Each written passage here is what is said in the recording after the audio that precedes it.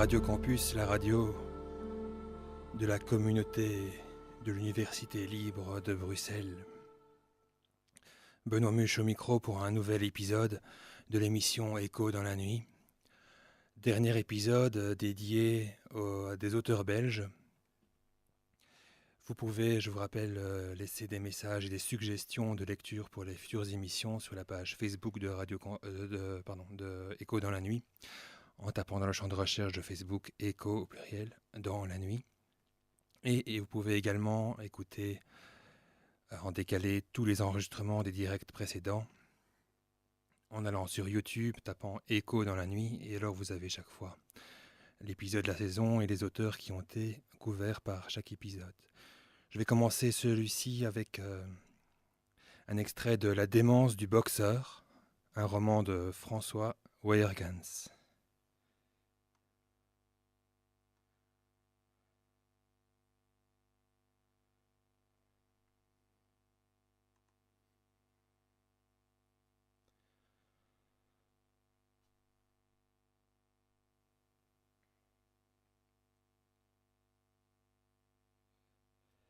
Il avait fini de sortir tous les livres des cartons et il regardait les tranches jaspées qui entouraient d'une sorte de halo les proses ou les poèmes qu'il avait poussés jadis à croire que la solitude est mieux que tout.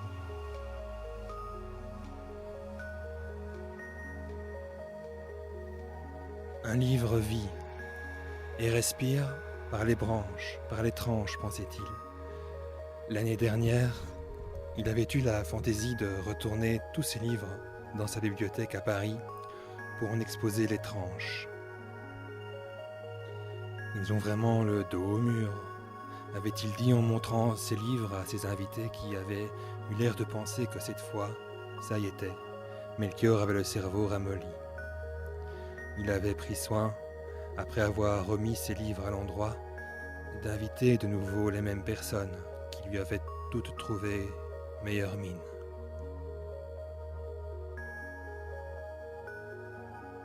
Tiens, à 20 ans, il avait acheté le Faust de Goethe. Qu'avait-il pu y comprendre à l'époque? Il en avait acheté bien d'autres éditions depuis. Ainsi, les premières pages qu'il lisait dans la maison où, vieillard, il venait d'un rendez-vous que lui avait fixé sa jeunesse, allaient le conduire dans le cabinet de travail où Faust maudit la mollesse et la patience et refuse de renoncer à l'action, au mouvement, à la découverte du monde des hommes.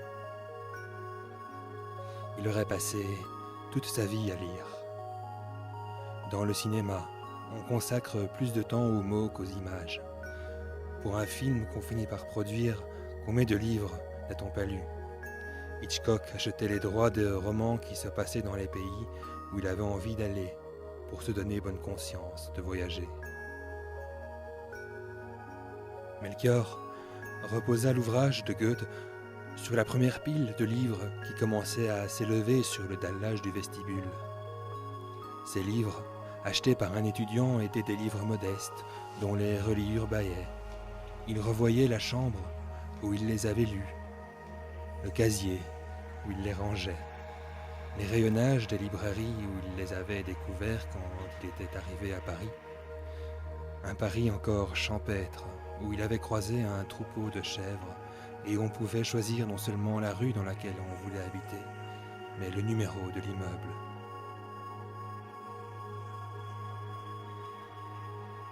Sur la page de garde d'une édition ancienne des poèmes antiques et modernes du comte Alfred de Vigny, il avait inscrit au crayon « Dernière édition préparée de son vivant par l'auteur » et ajouté la date de son achat, 1919, 50 ans après la parution du livre, longtemps après la mort du poète.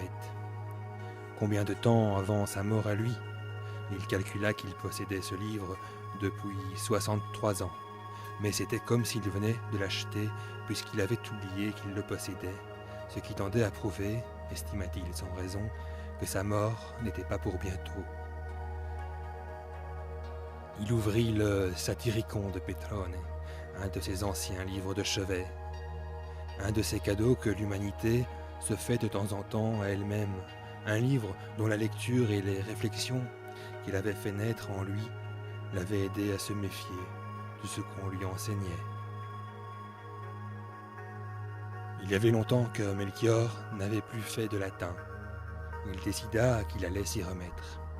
Il commencerait par apprendre par cœur quelques phrases de Petrone, de ces phrases charmantes où d'innombrables baisers préludent à d'autres jouissances, quarentes voluptatem robustam.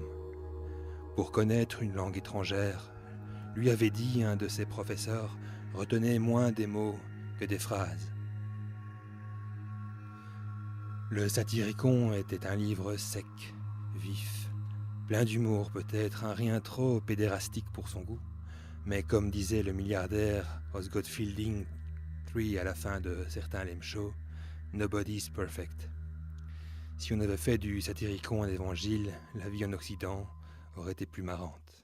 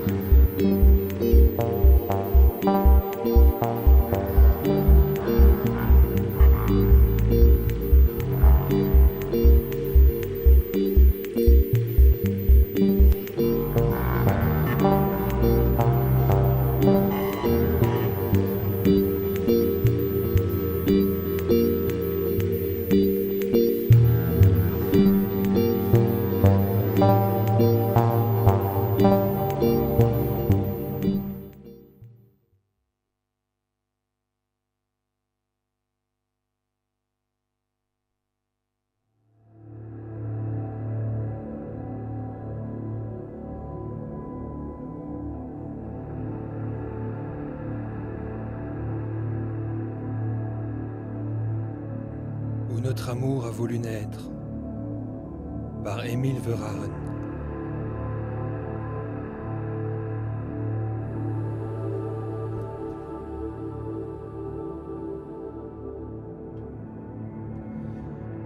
Dans la maison où notre amour a voulu naître, avec les meubles chers, peuplant l'ombre et les coins, où nous vivons à deux, ayant pour seul témoin les roses qui nous regardent par les fenêtres. Il est des jours choisis, d'un si doux réconfort, et des heures d'été si belles de silence, que j'arrête parfois le temps qui se balance dans l'horloge de chêne avec son disque d'or. Alors l'heure, le jour, la nuit est si bien autre, que le bonheur qui nous frôle n'entend plus rien, sinon les battements de ton cœur et du mien, qu'une étreinte soudaine approche l'un de l'autre.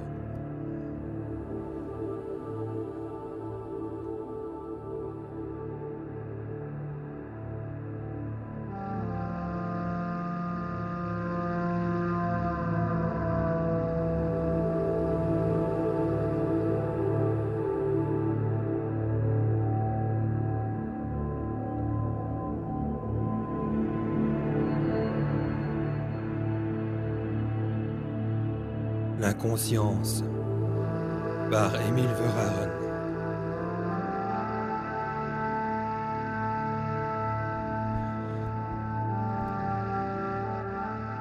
L'âme et le cœur s'il a des jours, s'il a des voix, s'il a de rien, s'il a de tout, l'âme s'allie. Quand je suis seul le soir, soudainement parfois, je sens pleurer en moi l'œil blanc de la folie. Celui, si triste hélas, qui s'en alla là-bas, pas l'œil désenchanté de la raison méchante. Rêver à quelque chose au loin qu'on ne voit pas, à quelque chose au loin qui tremble et pleure et chante. Morne crapaud blotti sous les roses tout seul, si seul, morne crapaud, pleureur de lune, appelle, appelle. Et vous, petite fleur, pour le linceul de mon cerveau, l'ensevelisseuse vient-elle?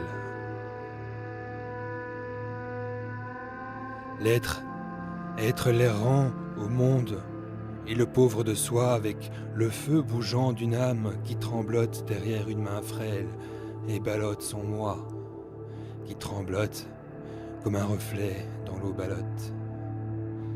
Passer inconscient et se faire l'ami de ceux qui volent les rampes et fuient là-bas, naguère, avant que ne sortît du somme l'endormi, le premier homme, on a vu mes pareils sur terre. Ayez amour pour eux, ayez amour un peu. Ils sont les charmeurs lents là-bas, des brises lentes. Leurs doigts, qui n'ont jamais touché le mauvais feu, dansent des airs lointains sur des flûtes tremblantes.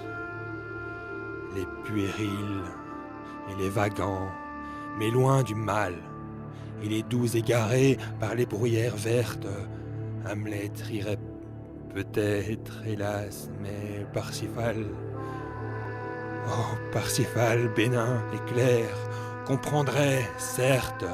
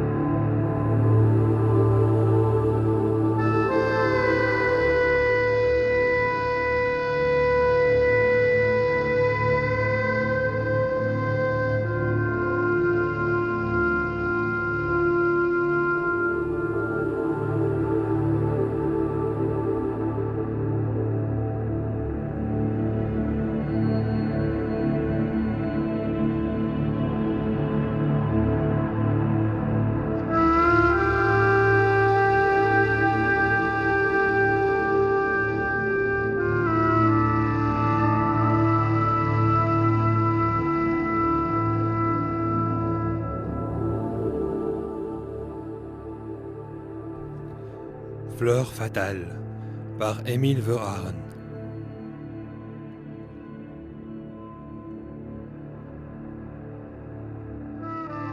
L'absurdité grandit comme une fleur fatale dans le terreau des sens, des cœurs et des cerveaux. En vain tonnent là-bas les prodiges nouveaux. Nous restons croupir dans la raison natale. Je veux marcher vers la folie et ses soleils, ces blancs soleils de lune au grand midi bizarre, et ces échos lointains, mordus de tintamarre et d'aboiements et pleins de chiens vermeils. Île en fleurs sur un lac de neige, nuages où nichent des oiseaux sous les plumes du vent, grotte de soir avec un crapaud d'or devant et qui ne bouge et mange un coin du paysage. Bec de héron, énormément ouvert pour rien, mouche dans un rayon qui s'agite, immobile, l'inconscience douce et le tic-tac débile de la tranquille mort des fous, je l'entends bien.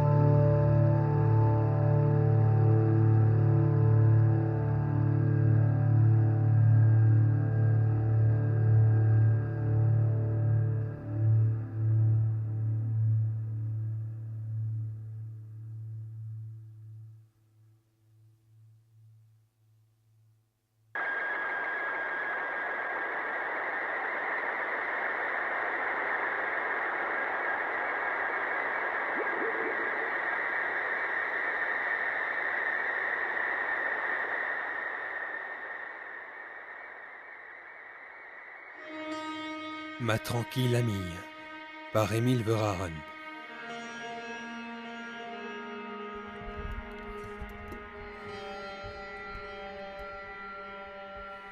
Dis-moi, ma simple et ma tranquille amie, dis combien l'absence, même d'un jour, attriste et attise l'amour et le réveil en ses brûlures endormies. Je m'en vais au-devant de ceux qui reviennent des lointains merveilleux, où, dès l'aube, tu es allé. Je m'assieds sous un arbre, au détour de l'allée, et sur la route, épiant leur venue, je regarde et regarde avec ferveur leurs yeux encore clairs de t'avoir vu. Et je voudrais baiser leurs doigts qui t'ont touché, et leur crier des mots qu'ils ne comprendraient pas, et j'écoute longtemps ce qu'a dansé leurs pas vers l'ombre où les vieux soirs tiennent la nuit penchée.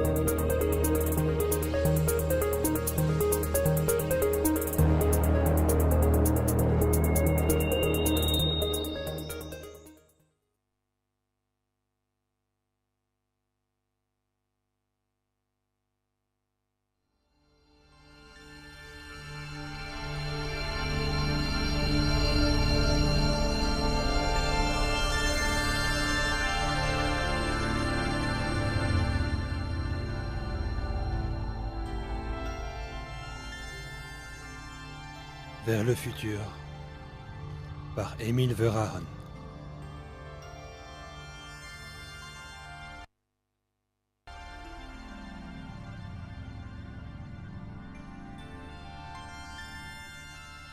Ô race humaine au destin d'or voué, as-tu senti de quel travail, formidable et battant soudainement depuis 100 ans, ta force immense est secouée? L'acharnement à mieux chercher, à mieux savoir, fouille comme à nouveau l'ample forêt des êtres, et malgré la broussaille où tel pas s'enchevêtre, l'homme conquiert sa loi, des droits et des devoirs. Dans le ferment, dans l'atome, dans la poussière, la vie énorme est recherchée et apparaît. Tout est capté dans une infinité de raies que serre ou que distend l'immortelle matière. Héros savants, artistes, apôtres, aventuriers, chacun troue à son tour le mur noir des mystères, et grâce à ses labeurs groupés ou solitaires, l'être nouveau se sent l'univers tout entier. Et c'est vous, vous les villes, debout, de loin en loin là-bas, de l'un à l'autre bout des plaines et des domaines, qui concentrez en vous assez d'humanité, assez de force rouge et de neuve clarté pour enflammer de fièvre et de rage féconde les cervelles patientes ou violentes de ceux qui découvrent la règle et résument en eux le monde. L'esprit de la campagne était l'esprit de Dieu. Il eut la peur de la recherche et des révoltes, il chut et le voici qui meurt sous les essieux et sous les chars en feu des nouvelles récoltes. La ruine s'installe et souffle aux quatre coins d'où s'acharnent les vents sur la plaine finie, tandis que la cité lui soutire de loin ce qui lui reste encore d'ardeur dans l'agonie. L'usine rouge éclate, où seuls brillaient les champs, la fumée à flots noirs rase les toits d'église. L'esprit de l'homme avance et le soleil couchant n'est plus l'hostie en or divin qui fertilise. Renaîtront-ils les champs un jour exorcisés de leurs erreurs, de leurs affres, de leur folie? Jardin pour les efforts et les labeurs lassés, coupe de clarté vierge et de santé remplie. Referont-ils, avec l'ancien et bon soleil, avec le vent, la pluie et les bêtes serviles, en des heures de sursaut libre et de réveil, un monde enfin sauvé de l'emprise des villes? Ou bien deviendront-ils les derniers paradis purgés des dieux et affranchis de leurs présages, où s'en viendront rêver à l'aube et au midi avant de s'endormir dans des soirs clairs les sages?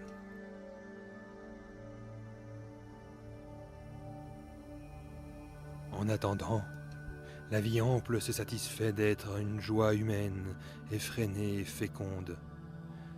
Les droits et les devoirs, rêves divers que fait devant chaque espoir neuf la jeunesse du monde.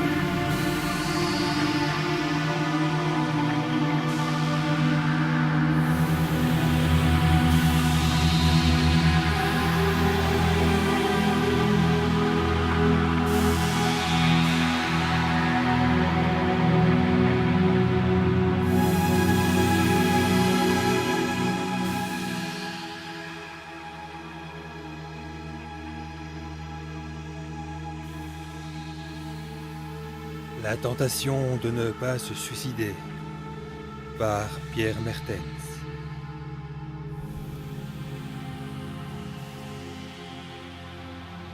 Souvenir de vacances.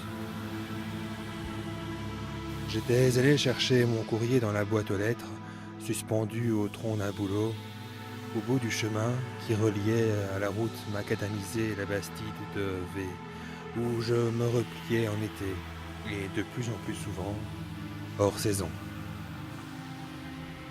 Il me semblait que, sur les quelques minutes qu'il me fallait pour parcourir le chemin, des fleurs sauvages avaient eu le temps de pousser. Le chemin était long. Derrière moi, pendant la durée de mon trajet aller et retour, je laissais le téléphone qui risquait de retentir d'un appel inespéré. C'était un choix. J'étais donc allé chercher mon courrier. Je l'avais parcouru, mais j'étais retourné à la boîte, comme si en fait je n'avais rien reçu de sérieux. Au courrier de l'après-midi, nouvelle déception. Pas une seule lettre émanant d'une femme. Le combiné du téléphone, gris, silencieux, ressemble à un sous-marin miniature ou à un hérisson roulé en boule. On dit que les hérissons ont le ventre tendre et tiède. Celui du téléphone doit être à l'inverse, glacé, métallique et dur comme le barillet d'un parabellum. Je finissais par décrocher le combiné pour ne pas avoir à me dire que personne ne m'avait appelé. Je me mis à haïr tous ceux qui avaient élu la solitude en tant que thème d'essence poétique. Autant faire de même avec le vomi. A-t-on jamais la nausée du sevrage ? Sûrement. Revenons-y.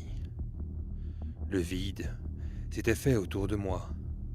Ton absence m'encerclait, déployait son enceinte de flammes éteintes, de glace aiguë. Je ne me noyais pas dans un verre d'eau, mais dans la tubulure d'un sablier. Tournant en rond, comme un train électrique, pour enfants, me tordant comme une larve dans une toile d'araignée, tourbillonnant, tel un bourdon au centre d'une ruche désertée. J'étais sans voix retrouvée, fait comme un rat. La solitude n'est pas un vide oppressant, mais un plein suffocant. Je m'y enfermais comme dans un fort chabrol, apeuré, terrorisé. Par quoi ? Par l'absence d'amour, répondais-je. Faute de mieux. C'était minable. Il aurait fallu trouver mieux. Je n'en avais pas le loisir. J'étais endeuillé jusqu'à l'os. Même mes os devaient être noirs. Dans mes rêves, je figure le plus souvent seul. Plus les semaines et les mois passaient, moins cela ressemblait à du chagrin, plutôt à un profond vertige. D'un instant à l'autre, j'allais tomber. Or, je travaillais sans filet. Qui dira l'imperceptible fracas, les ultrasons de la solitude absolue. Un pouls à l'instant où il cesse de battre.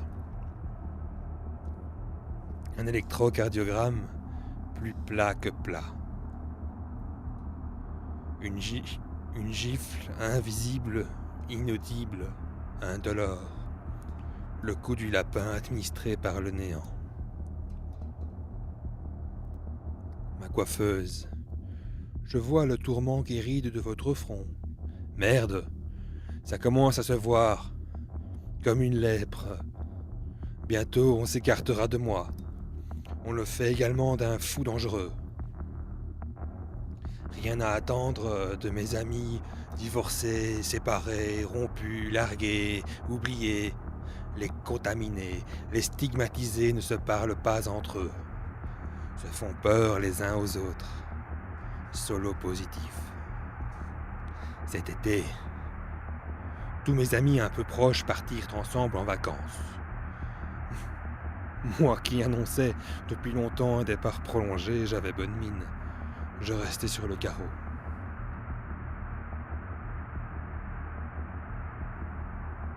Quant à mes ex-amantes, mes belles amies d'autrefois, elles voyaient leur route jonchée de prétendants, jaspée de compagnons. Tant de mes contemporains avaient trouvé, quels qu'ils soient, où qu'ils aillent, une âme sœur pour les accompagner. Il me semblait que moi seul allais rester bredouille, sans personne à mes côtés, jusqu'à ce que asphyxie s'ensuive. Toujours dramatisé. L'impression étrange qu'ils ont tous réussi sans moi. Mais aussi que l'amour, au moins, moi j'en aurais fait bon, si pas meilleur usage. Qu'il m'aurait propulsé vers l'horizon et insufflé une énergie folle. Un instant après, il m'avait rongé et mondé les ailes. Allez savoir pourquoi. Qui s'intéresserait à un parcours pareillement dévoyé? On m'apprend qu'un collègue au conservatoire, professeur de contrepoint, remarié à une jeune femme, est devenu père et grand-père le même jour. Autour de moi, rien que de la vie. Il n'y a plus qu'en moi qu'il y ait place pour un peu, beaucoup de morts. Ah, ça on peut bien le dire. Ils sont tous casés, et elles sont toutes en main. Comment l'ont-elles fait? Moi, c'est certain, j'aurais tout fait trop tôt. Naissance, jeunesse, mariage, divorce, seul.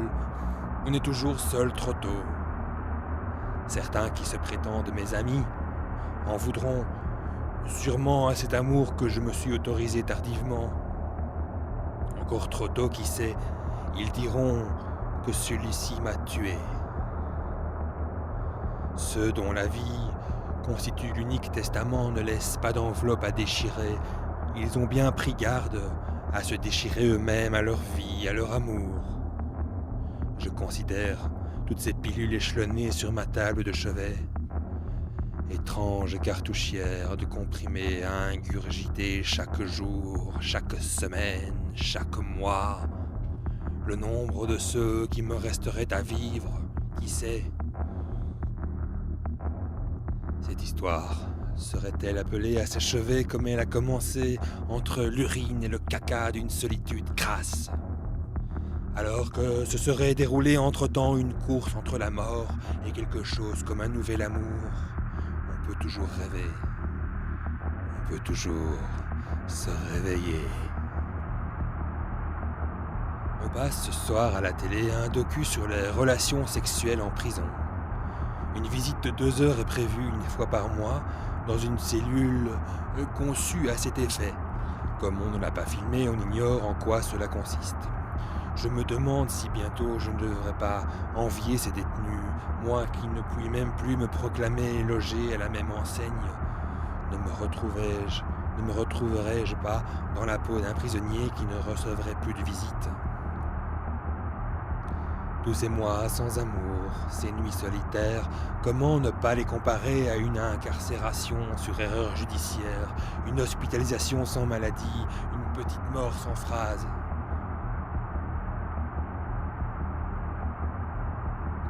Ces nuits sans femme,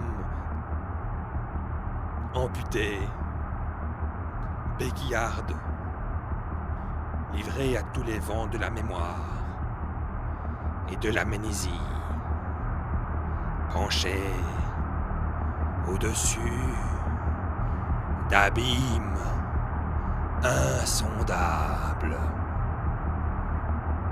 On veut m'offrir un double lit pour mon anniversaire. Je ne trouve pas que cela soit une très bonne idée. Ne vaudrait-il pas mieux attendre quelqu'une à mettre dedans, si cela doit encore se produire? je propose qu'on m'offre plutôt un rasoir. J'aurais tant apprécié d'avoir une compagne pour la Toussaint. Nous nous serions enfermés durant 3 jours pour faire l'amour dans cette lumière d'automne vermeil. Ce ne sera donc pas le cas cette année. Je passerai sans amour le jour des morts. Je n'éteindrai pas la gerbe blonde, la colonne crémeuse, la douce contrebasse d'un corps de femme. Depuis 6 mois, Jacob me fuit. Nous ne sommes pas brouillés tant s'en faut. Simplement, il est aimé de 3 femmes à la fois. Cela doit le gêner par rapport à moi qui n'en ai aucune. Il a tort. Si cela se trouve, je pourrais lui demander conseil. Mais je n'ai pas le cœur à ça, il est vrai, quand je repense à celle qu'avait élue mon cœur. Tu n'étais pas qu'une femme, Pelasma. Tu étais une destination. Mon problème, ce n'est pas d'avoir, comme on dit, du succès, mot dérisoire. C'est de retrouver le chemin. Ce lent cheminement, ce long périple à travers le corps d'une femme qui colore et attiédisse l'espace autour de moi. Me mettre le feu au jour et ranime entre mes cuisses mon tendre couteau de chair, si dur dans son fourreau, si doux avec son œil de cyclope ouvert sur l'infini du désir. Il y a peu, je m'en revenais à Vauvenargues et j'avais déjeuné avec des amis musiciens dans la vision de la montagne Sainte-Victoire qu'on ne va pas traditionnellement admirer sous cet angle-là. Nous nous étions arrêtés chez Ahmed et j'avais mangé une salade de soupions. Nous avions parlé de Picasso et de Cézanne, bien sûr, mais aussi de Bartók et de Ligeti. Nous étions rentrés en ville. Nous avons traversé le cours Mirabeau au cœur d'Aix-en-Provence et nous avons croisé un prof de philo au teint rouge brique. On eût dit que le plaisir d'enseigner les néo-platoniciens l'avait allé à la vie. Dommage que sa femme ne le lâche pas un seul instant, ai-je entendu dire à celui qui nous conduisait dans sa voiture, et je n'ai pu m'empêcher de penser que tout était relatif et que moi, là où j'en étais, j'aurais aimé qu'une femme qui m'aime ou affirme m'aimer ne me lâche jamais non plus. J'aurais souhaité au prof de philo Rubicon qu'il ne sous-estime pas son bonheur, sa bonne fortune. Et puis un peu plus loin, une belle blonde nous a adressé un signe à mes compagnons de route et moi. Bien sûr, rien qu'à mes compagnons de route, mais j'ai aimé décider m'englober d'office dans ce signe que donc elle nous annonçait.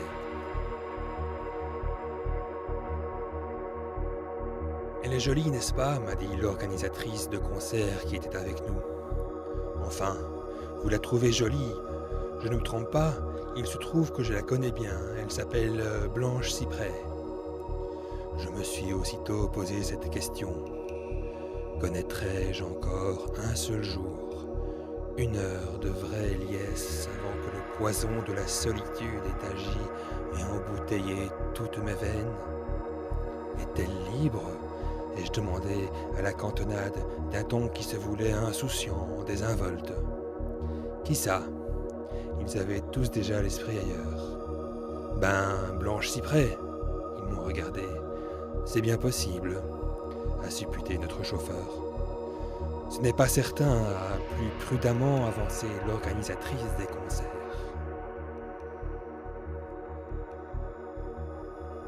Il n'était que trop sûr, que trop clair, et je pensais que je ne reverrais jamais de ma vie Blanche Cyprès. Alors, j'ai aussi réalisé que, depuis quelque temps, je brûlais plus de pages que je n'en écrivais de mon fameux projet de livret en vue d'un opéra plus que jamais improbable.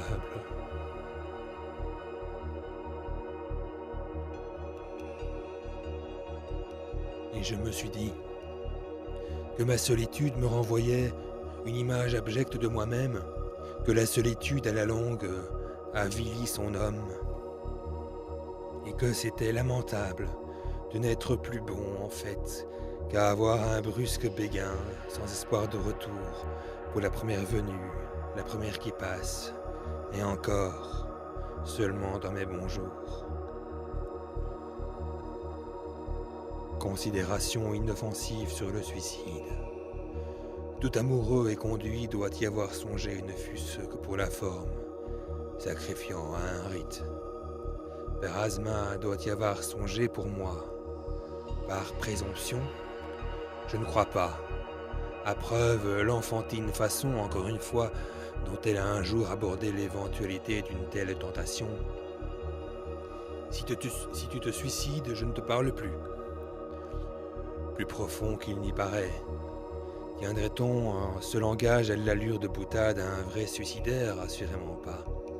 Elle savait donc que je n'étais pas porté sur la chose. Car si je milite au sein d'une organisation qui s'est donnée pour programme mourir dans la dignité, survivre dans la dignité m'intéresse davantage encore. On ne saurait se montrer moins homicide de soi que je ne l'étais, et pourtant, je détiens bizarrement une remarque collection d'ouvrages consacrés à ce thème. Toute une bibliothèque spécialisée, traduisant une curiosité purement intellectuelle pour le sujet, l'ayant élu comme un objet de réflexion parmi d'autres, le terrorisme, le retour de la peinture moderne à la figuration, la musique minimaliste, etc. Mais bien sûr, je reconnais volontiers que ce thème-là détient une portée plus dramatique que les autres et que l'attrait qu'il m'inspire devrait apparaître plus suspect en quelque sorte. Cependant, je m'intéresse aussi au sexe. Cela ne fait pas de moi pour autant un tueur de dames. Curieux du reste, comme l'expression en passage à l'acte désigne le plus souvent dans le langage courant le meurtre et le suicide. L'auto-euthanasie donc, je n'y ai jusqu'ici jamais pensé pour moi-même. Non que je me croie définitivement hors de portée. À mon sens, personne ne l'est. Cela peut se décider pour n'importe qui en un quart de seconde comme une rupture. Ou se programmer petit à petit, comme une rupture encore. Il me semble, mais ce n'est peut-être qu'une impression, que depuis que tu t'es éloigné, on s'écarte de moi, comme si je puais la mort, la fin d'un amour, cette abstraite charogne. D'ailleurs, il est indéniable que je ne me suis jamais mieux porté. Tous les examens médicaux se révèlent négatifs. Normal, puisque la maladie dont je souffre ne porte pas de nom. N'importe, je ne me suis donc jamais mieux porté. Le problème, c'est que je dois encore être porté justement, comme j'aimerais ne plus l'être. Le suicide donc m'intéresse. Comment ne pas l'avoir d'une manière ou d'autre à l'esprit? Enfant déjà, il me semblait que l'angoisse d'exister pouvait s'expliquer par la seule couleur des murs autour de soi, ou la lumière, ou justement l'absence de lumière tombant du ciel. Comment endurerais-je de passer toute une vie dans un pareil décor? Je n'ai pas changé d'avis là-dessus en vieillissant. La grisaille de ce matin qui s'étend sur l'innomie, par exemple, comment puis-je la supporter? Les 3 ou 4 jours de suite où personne n'aurait téléphoné, où aucun courrier ne serait arrivé, où même au village de V, ce cher village de mes exodes réguliers, on n'aurait rencontré personne à qui parler, on aurait pu y songer alors. Passer l'arme à gauche. Cela n'aurait pas dû arriver. Mais si, cela se pouvait, cette fois-là ou une autre, on apercevait même que des signaux avaient été lancés depuis longtemps, qu'on avait averti tout le monde, et soi-même. J'avais peur, en ce qui me concerne, que la vie devienne trop morne et trop magnifique à la fois. Tel serait le point de rupture auquel j'ai déjà fait allusion. Ce serait trop fort pour moi. Sinon, comment trouver le meurtre de soi adéquat, ressemblant, celui qui me reflèterait comme un portrait robot? Il conviendrait aussi que le suicide de chacun apparût tel un problème général, une menace pour l'espèce entière. Mais il n'en va pas ainsi. Un suicide, cela vaut tout de même mieux, non, que la mort lente et paresseuse, planquée, qui attend la plupart d'entre nous. Cette agonie qu'on arrive à faire passer en fraude, ni vue ni connue. On n'a même pas à se mettre à mort, la vie s'en charge. J'apprends par la vie du conservatoire, l'organe professionnel de la maison où sévissons, toi et moi, Père Asma, la mort à 28 ans d'une certaine Corinne, attachée de recherche auprès de l'institution, que sa nécrologie présente comme belle, intelligente, pleine d'humour et de générosité, discrète aussi, si discrète même qu'on ignorait la passion qui la brûlait, et méthodique, ajoutait-on, méthodique apparemment, jusque dans sa façon de s'être livrée à la mort. Une photo confirme la séduction et la pétulance d'une jeune femme abandonnant ses proches à leur douleur. Navrant, bien sûr, mais dans un sens, cela me rassure, qu'à une époque comme celle que nous traversons, quelqu'un ait eu le courage et la dignité en effet d'un pareil geste, mourir d'amour. Car c'est évidemment de cela qu'il s'est agi. Pourquoi ne le mentionne-t-on pas, par pudeur? Et tout à coup, repensant à moi, je me pose la question. N'est-ce pas terrible d'être aussi peu suicidaire?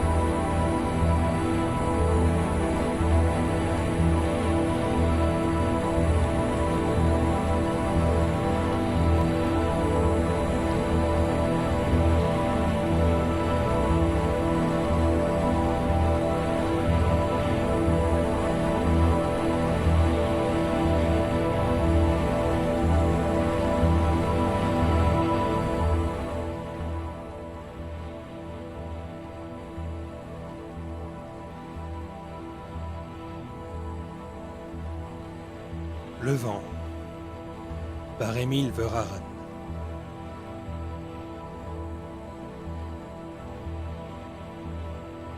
Sur la bruyère longue infiniment, voici le vent cornant novembre. Sur la bruyère infiniment, voici le vent qui se déchire et se démembre, en souffle lourd, battant les bourgs. Voici le vent sauvage de novembre. Au puits des fermes, les seaux de fer et les poulies grincent. Aux citernes des fermes, les seaux et les poulies grincent et crient toute la mort dans leur mélancolie. Le vent rafle, le long de l'eau les feuilles mortes des bouleaux. Le vent sauvage de novembre, le vent mort dans les branches des nids d'oiseaux. Le vent râpe du fer et peigne au loin les avalanches rageusement du vieil hiver, rageusement le vent sauvage de novembre. Dans les étables lamentables, les lucarnes rapiécées ballottent leurs loques fallottes des vitres et de papier. Le vent sauvage de novembre, sur sa butte de gazon bistre, de bas en haut, à travers air, de haut en bas, à coups d'éclair, le moulin noir fauche sinistre, le moulin noir fauche le vent sauvage de novembre. Les vieux chaumes, à cropeton, autour de leur clocher d'église, sont ébranlés sur leurs bâtons. Les vieux chaumes et leurs auvents claquent au vent sauvage de novembre. Les croix du cimetière étroit, les bras des morts que sont ces croix tombent comme un grand vol rabattu noir contre le sol. Le vent sauvage de novembre, le vent. N'avez-vous rencontré le vent au carrefour des 300 routes, criant de froid, soufflant d'ahant? L'avez-vous rencontré le vent, celui des peurs et des déroutes? L'avez-vous vu cette nuit-là, quand il jeta la lune là-bas, et que, n'en prouvant plus, tous les villages vermoulus criaient comme des bêtes sous la tempête? Sur la bruyère infiniment, voici le vent hurlant, voici le vent cornant en novembre.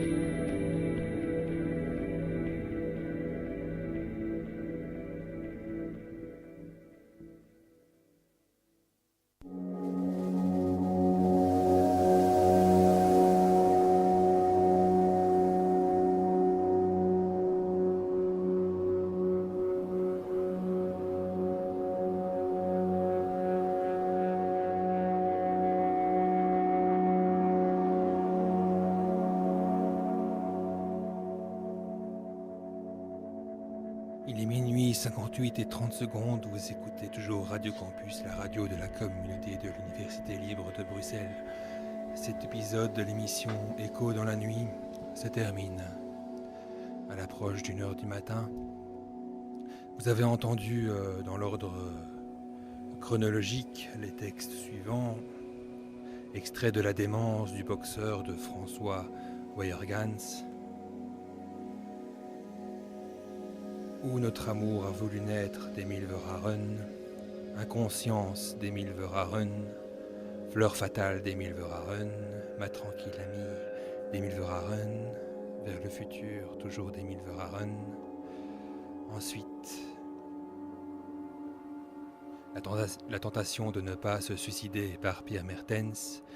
Et enfin, Le vent par Émile Verhaeren. Cet épisode termine la série consacrée aux écrivains belges. Je rappelle une fois encore, et je l'ai fait plusieurs fois depuis le début de cette émission en l'été dernier, que les œuvres interprétées dans le cadre de cette émission sont des œuvres littéraires à ne pas prendre à la lettre, donc à prendre pour leur valeur artistique au second degré voire au troisième degré, et que je ne fais en aucun cas l'apologie du suicide ni d'autres tares évoqués dans certains textes, dont les textes de cette émission. Sur ce, je vous donne rendez-vous sur Facebook, sur la page Facebook de l'émission Écho dans la nuit. Il vous suffit de taper dans le champ de recherche Écho au pluriel dans la nuit et vous trouvez la page de l'émission, où vous pouvez laisser des commentaires et des suggestions d'auteurs que vous voudriez entendre interpréter en direct. Si vous faites cela, de grâce, donnez-moi des liens où je peux accéder aux ressources que vous voudrez que j'interprète.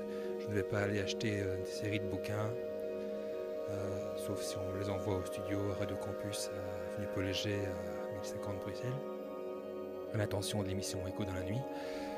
Et vous pouvez, je le rappelle encore une fois, écouter les enregistrements des émissions précédentes, donc les enregistrements des directs l'émission toujours en direct sur YouTube en tapant Echo dans la nuit et vous trouvez à ce moment-là pour chaque épisode la liste des auteurs, voire des textes qui sont lus. Je vous donne rendez-vous donc dimanche à minuit. Et d'ici là, je vous souhaite une excellente semaine productive et agréable. Et jusque demain, une très très belle nuitée et de faire de très très beaux rêves. À bientôt.